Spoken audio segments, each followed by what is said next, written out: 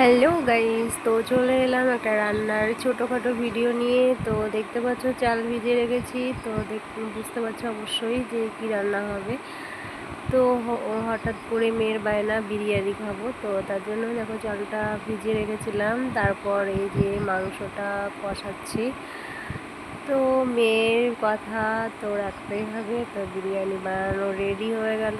তো বানাতে ভাবলাম বানাতে বানাতে একটা ছোটোখাটো ভিডিও হয়ে যাক, তোমাদেরকে শেয়ার করি। তো দেখো পেঁয়াজের বেরেস্তা করে রেখেছি, আলুটা ভেজে রেখেছি সুন্দর করে লাল লাল করে।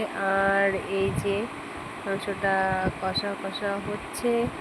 তারপর এই যে দেখো তেলটা যখন ছেড়ে দিল তখন জলটা দিয়ে দিলাম। তো জলটা দেওয়া হয়ে গেছে, এবার ফুটতে দেব। তো এখন ঠান্ডা, ওর জন্য তো কমপ্লিট পুরোপুরি দেখানো হয়নি। তো দেখেছো কত সুন্দর হয়ে গেছে বিরিয়ানি। তো ভিডিওটা ঠিক মতো বানাতে পারিনি,